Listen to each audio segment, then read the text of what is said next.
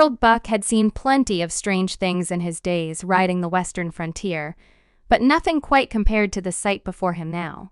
His prized stallion hovering 6 feet off the ground, bathed in an ethereal blue light. He took a long pull from his flask, the whiskey burning familiar and real against his throat. The horse's horse was definitely floating, saddle and all, right there in the middle of the Nevada desert. "Well, I'll be damned," came a nasally voice from behind him. "Looks like my miracle growth horse feed actually worked. Ladies and gentlemen, step right up." "Shut your trap, Fletcher," Harold growled, not bothering to turn around. He knew that voice all too well. Stephen Fletcher, the most notorious snake oil salesman this side of the Mississippi. The man could sell sand in a desert and somehow convince folks they'd gotten a bargain. Now, my good man," Fletcher continued, sidling up beside Harold.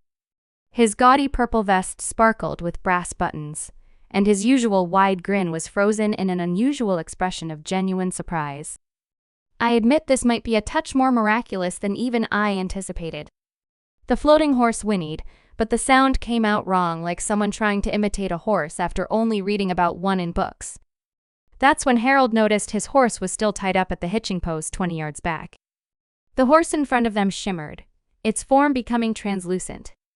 Through its increasingly transparent hide, Harold could make out a cockpit filled with blinking lights and what appeared to be star charts. "Sweet mother of Fletcher" started, but was cut off as a beam of light engulfed them both.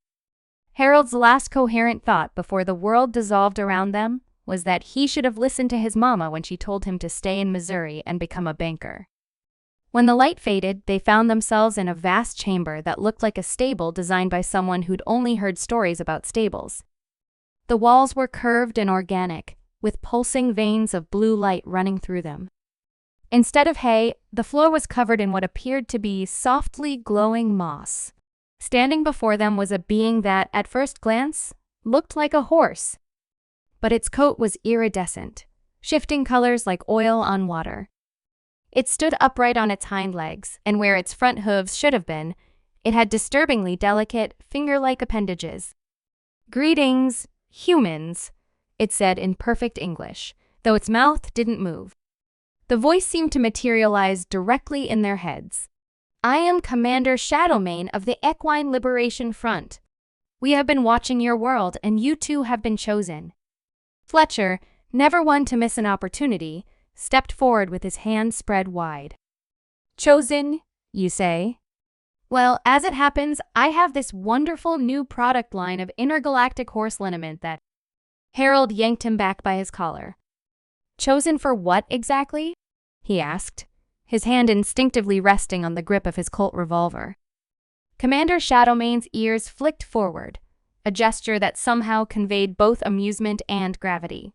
"The Milky Way Empire has held our people in bondage for too long. We've observed your skills, the precision marksmanship of Harold Buck and the unique persuasive abilities of Stephen Fletcher. We need your help to win our freedom." "Now hold on just one cotton-pickin' minute," Harold said, drawing himself up to his full height. "You expect us to believe that you're part of some horse rebellion in space?" "Perhaps a demonstration would help," Shadowmane replied. With a gesture of his articulated foreleg, a window materialized in the wall of the chamber, revealing a vast starfield.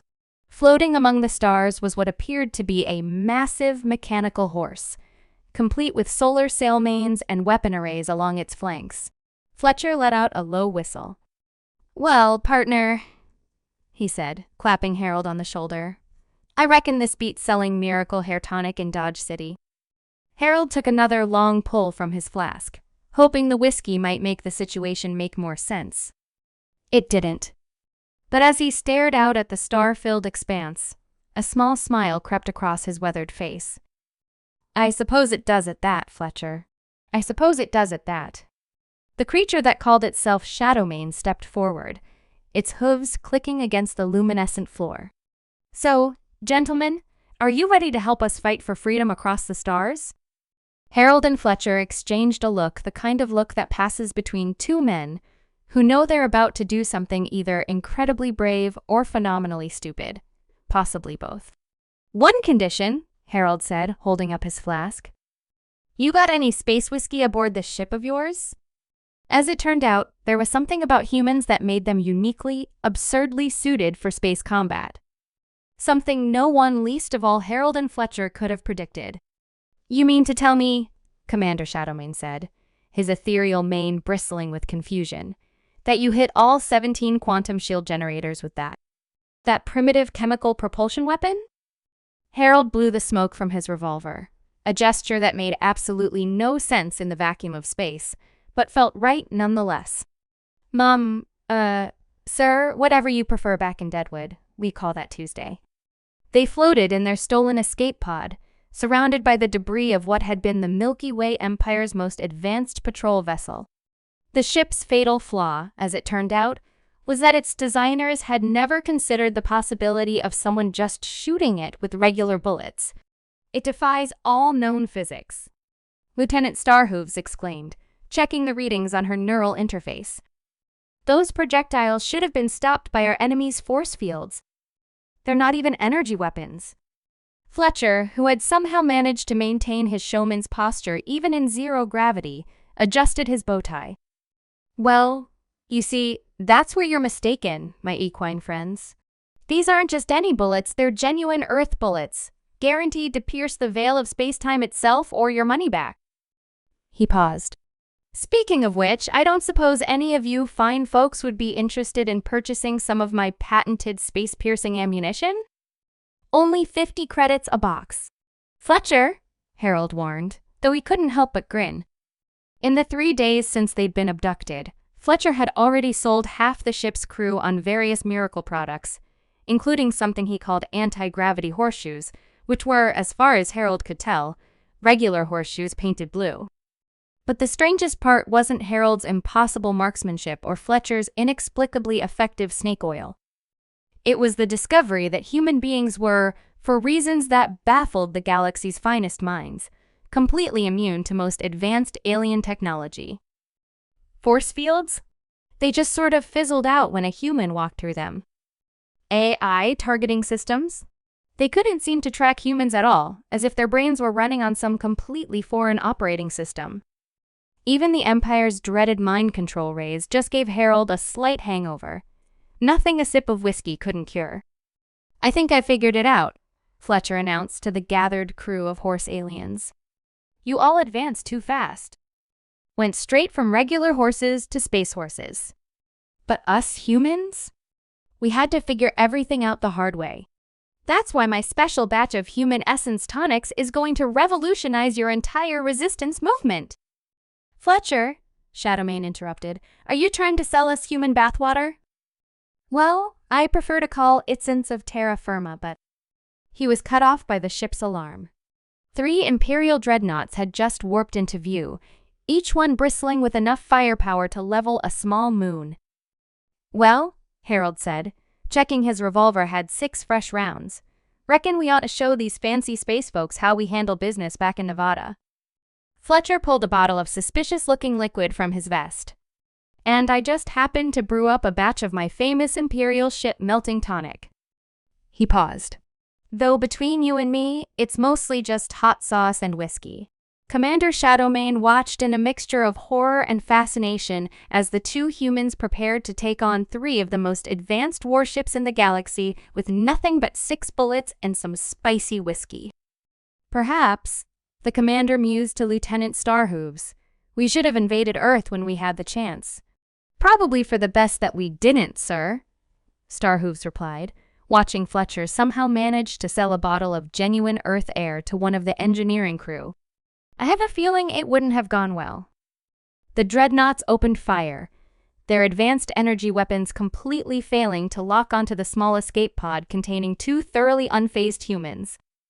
"Hey, Fletcher," Harold called out, taking aim at the lead ship's main reactor, visible through what should have been impenetrable shielding. "Bet you, your next bottle of snake oil, I can end this fight in 5 shots instead of 6. "Make it 3 shots," Fletcher replied, "and I'll throw in a genuine certificate of authenticity." The stars themselves seemed to hold their breath as Harold Buck, the gunslinger from Nevada, took aim at an Imperial dreadnought with his 6-shooter. while beside him, Stephen Fletcher prepared to throw what was essentially a bottle of extra spicy bourbon at another. Just another Thursday in space. The Imperial Palace on Verutrix IV was widely considered the most secure facility in the known galaxy. Its quantum-reinforced walls were designed to withstand supernovas. Its AI defense grid could predict and counter any attack strategy devised by the most advanced tactical computers. The elite guard consisted of cybernetically enhanced warriors trained from birth. None of that mattered when Harold Buck kicked in the front door. "Evening, folks," he drawled, casually reloading his revolver. Behind him, the supposedly impenetrable entrance portal lay in pieces, having apparently given up all pretense of being a sophisticated security system and simply collapsed when faced with a boot from Earth. The elite guard raised their plasma rifles only to find them mysteriously malfunctioning. This might have had something to do with the bottles of Fletcher's guaranteed Imperial technology nullifier, now with extra nullification, that Stephen Fletcher had somehow managed to sell to the palace's maintenance staff the day before. "I told you it would work," Fletcher called out cheerfully from behind Harold. He was wearing what appeared to be 3 different stolen Imperial uniforms at once, each more elaborate than the last, and had somehow acquired a general's medals despite never having been anywhere near a military ceremony. Behind them stretched a trail of confused guards, disabled security systems, and at least 30 different aliens who were now proud owners of genuine Earthrock collections, which were, in fact, gravel from Fletcher's backyard. Commander Shadowmane galloped up, leading the main force of the Equine Liberation Front through the gap. "The throne room is just ahead," they reported, their neural interfaces showing detailed palace schematics. "But the Emperor's personal guard—" "Already taken care of," Fletcher interrupted, grinning. "Sold them all tickets to an exclusive Imperial Guard Appreciation Banquet being held right now in the South Wing. Threw in some of my special guard relaxation tonic, too. Should be taking effect right about." A distant thud echoed through the corridors, followed by what sounded suspiciously like snoring. "That there's just regular turkey dinner and nighttime cold medicine, ain't it?" Harold asked, not even turning around as he shot out another security panel. "I will neither confirm nor deny the exact contents of my proprietary blend," Fletcher replied primly, then added in a whisper, "But yes." The throne room doors loomed before them, 20 stories high and carved from material harvested from the core of a neutron star. According to palace records, they could only be opened by the combined authorization of 12 high-ranking officials using quantum-encrypted keys. Harold shot the lock. The doors swung open.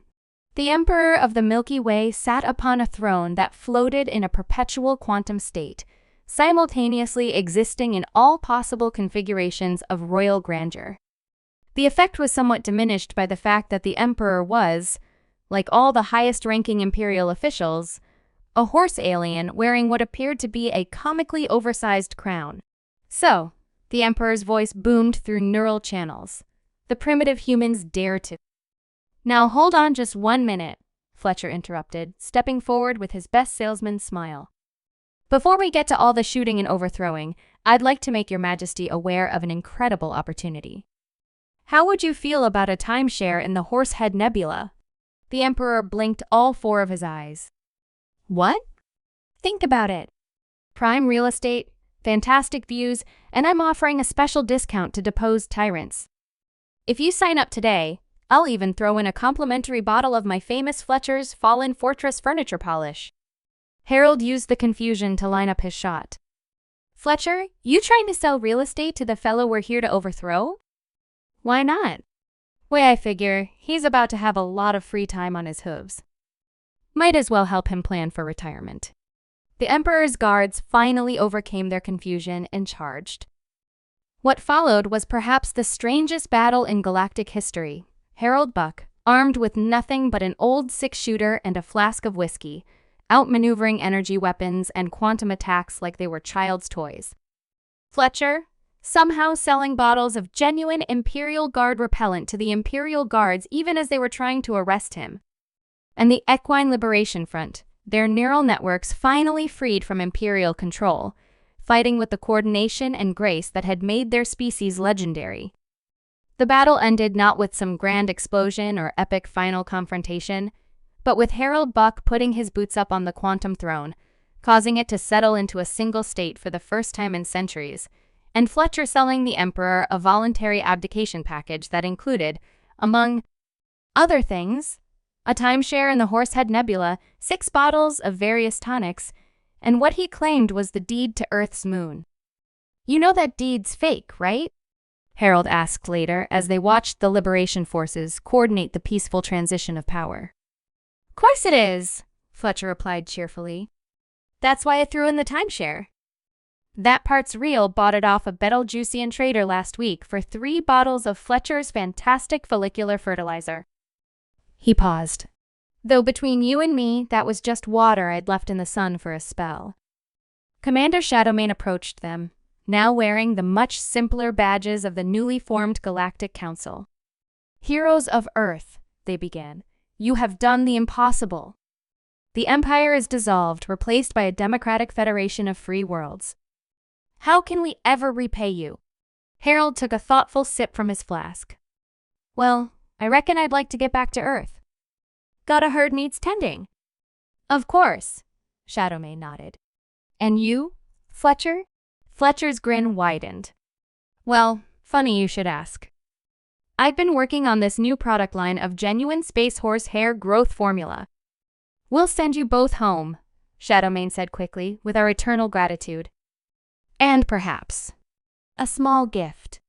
The next morning, as the sun rose over the Nevada desert, Harold Buck and Stephen Fletcher found themselves back exactly where they'd started, as if nothing had happened. Only 3 things were different. First, Harold's trusty revolver now never needed reloading, a gift from the finest quantum engineers of the former Empire. Second, Fletcher's wagon was filled with actually legitimate miracle cures, though he insisted on still cutting them with water and adding food coloring for the authenticity of the experience. And third, in every stable across the Earth, horses seemed to stand a little straighter, looking up at the stars with knowing gleams in their eyes. "Well," Harold said, mounting his horse, which definitely seemed to be smirking, "reckon that's that." "Indeed it is, partner," Fletcher replied, already setting up his sales stall. "Indeed it is. Say, you wouldn't be interested in some genuine space-blessed snake oil, would you?" "Just got a fresh batch in." Harold just smiled and rode off into the sunrise, his never-empty flask catching the light of a new day. Behind him, he could hear Fletcher beginning his sales pitch to the gathering morning crowd. "Ladies and gentlemen, let me tell you about the most amazing adventure involving horses from space." For once, Harold thought, every word of Fletcher's tale would be true, though he doubted anyone would believe it. Above them, in the morning sky, a pattern of stars twinkled in a formation suspiciously like a winking horse.